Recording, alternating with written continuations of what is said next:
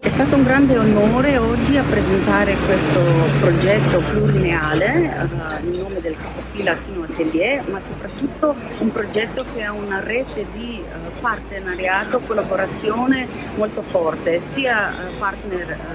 d'Italia ma anche di Slovenia e altrove. Un progetto che incomincia adesso ma speriamo avrà un lungo futuro, specialmente durante il periodo della capitale della cultura Nova Gorica insieme con Gorizia. L'anno 25 porterà una retrospettiva che si svolgerà in diverse città europee.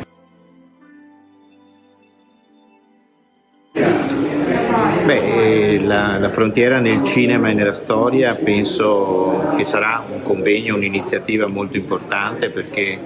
è un tema di cui si è parlato molto ma non si è mai sviluppato in maniera così organica, quindi è un'occasione unica per iniziare un percorso che si è visto sia dalla parte italiana che dalla parte che era jugoslava, adesso slovena e non solo,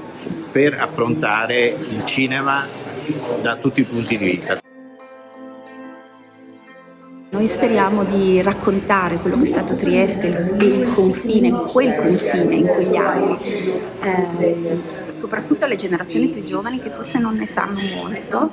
e raccontarlo attraverso il cinema, il documentario, che forse è il modo più immediato e anche interessante, poi è il nostro lavoro di fatto, e quindi spero che riusciremo a raggiungere molte persone e che il progetto continui negli anni successivi come vorremmo.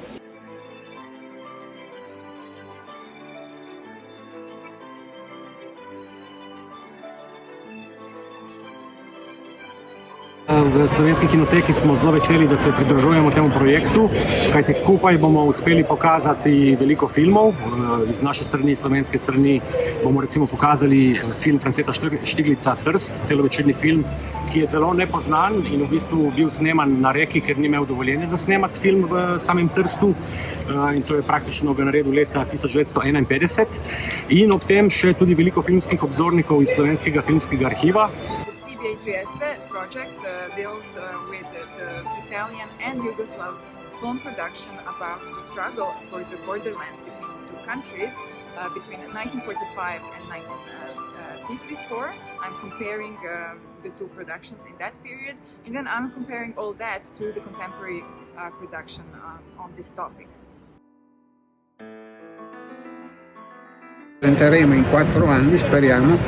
molti film rari, restaureremo film, inviteremo già da maggio importanti storici sia del cinema che del periodo storico, per cui è un progetto estremamente ambizioso e speriamo di riuscirci a svilupparlo via via nei prossimi 4 anni.